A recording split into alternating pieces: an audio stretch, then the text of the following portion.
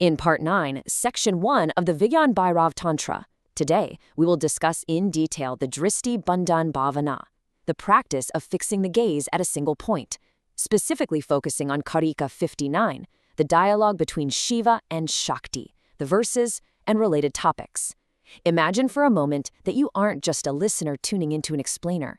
Imagine you are Mother Shakti herself, and the universe is about to reveal its deepest mechanics directly to you through the voice of Lord Shiva.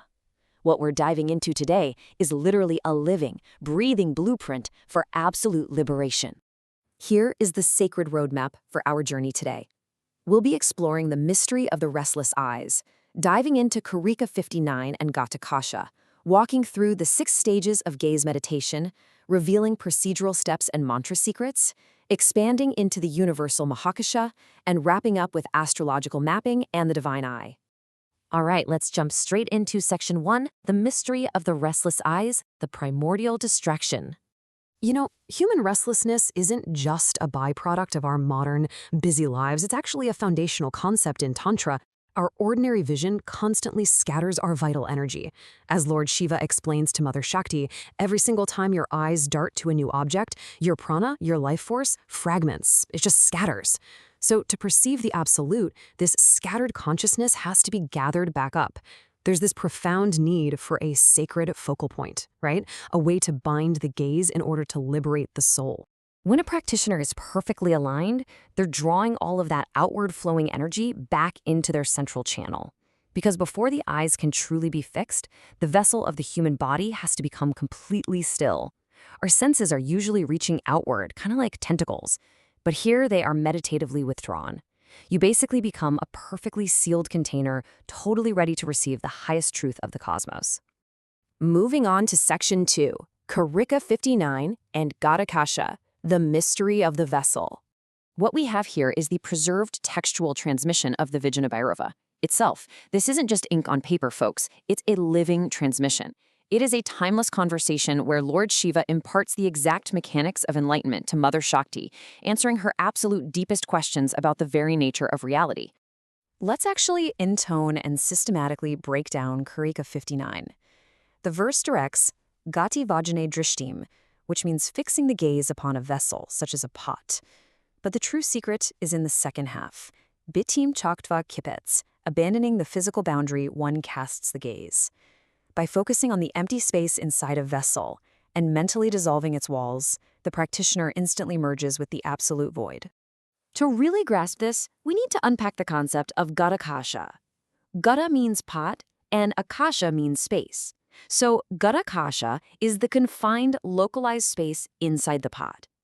In Tantric philosophy, this pot represents you. It stands for the physical body and the ego, which work together to create this persistent illusion that the consciousness inside you is somehow separate from the universe outside of you. Let's dive into Section 3, the 6 stages of gaze meditation, or the path of Geta Dibhajan. Here is how the process unfolds. Stage 1, select a vessel and assume a perfectly motionless posture. Stage 2, initial pranadharana, which is withdrawing your breath into profound stillness. Stage 3, sacred alignment. You gaze directly into the dark void inside the vessel. Stage 4, Bittivalopana, actively forgetting those physical walls. Stage 5, unblinking trataka, which leads to laya, or total mental absorption. And finally, Stage 6 is Shivatva, where the observer, the gaze, and the void become one completely undifferentiated divine consciousness. I really want to focus on Stage 4 for a second, Bitti Vilapana. Bitti means wall, and Vilapana means dissolution. The physical object you're staring at is simply a crutch. The exact moment your mind successfully ignores the clay walls and fixates exclusively on the empty space within, the illusion of separation shatters. This sacred vanishing of boundaries is where true transformative meditation actually begins.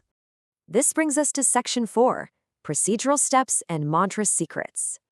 If a guru were guiding you through this, they'd emphasize that physical alignment is your absolute foundation. First, assume a stable, grounded asana. Close your eyes to internalize the prana. Regulate your breath until it feels like it has completely stopped. Only then do you gently open your eyes, fixing them entirely on the vessel's inner void. And the catch? You have to maintain this unblinking gaze. The moment the eyelid flutters, the ego returns. So you might be wondering, how do you hold the mind perfectly still without blinking? Well, the secret lies in mantra resonance. While the eyes are locked, a specific unbroken phonetic vibration is maintained internally. Sacred syllables like the primordial Om or the bija syllable Sao vibrate within the subtle body. This continuous inner sound wave acts almost like a shield, dissolving intrusive thoughts and fully supporting your unblinking physical eyes. The verses from our source text actually detail exactly how this resonance of sound connects to the highest states of consciousness. The physical practice of the mantra is essentially an energetic technology. By syncing that sustained, unbroken inner sound with a completely fixed outer gaze, the practitioner literally shatters layers of mental conditioning and trauma that are stored in the body. Next up is Section 5, moving from Katakasha to Universal Mahakasha.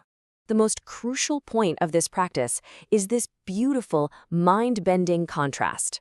On one side, we have Katakasha, the finite space inside the pot, bound by physical limits. On the other side, we have Mahakasha, the infinite, totally uncontainable cosmic void. But here is the massive secret Shiva reveals. The space inside the pot and the space outside the pot are the exact same space. The boundary is a total illusion. When the illusion of the vessel shatters in the mind, Gatakasha instantly becomes Mahakasha. By holding that fixed gaze, the walls of the physical pot blur and literally vanish from your perception. In that fraction of a second, the space inside the pot merges with the cosmic void. And since the pot represents your physical body, your inner consciousness simultaneously merges with the infinite universe. It's a real game changer. The ancient textual commentary fully validates the state of liberation. Lord Shiva assures Mother Shakti that this open-eyed samadhi is the ultimate truth of the cosmos. Think about that. It is the complete dissolution of the ego while you are fully awake. You aren't escaping the world by closing your eyes. You are staring directly into the fabric of reality until its material illusions just melt away. And finally, Section 6, Astrological Mapping and the Divine Eye. This tantric practice goes way beyond just calming the mind. It actually transcends earthly karma and celestial mechanics. According to Vedic astrology, our mental fluctuations are influenced by planetary poles. The sustained intensity of Drishti Bandhan violently stops these fluctuations.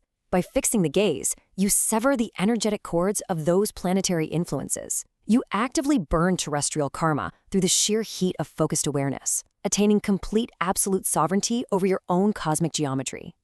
Which leads to the awe-inspiring realization of this entire path, the awakening of the Divya Chakshu, the divine eye.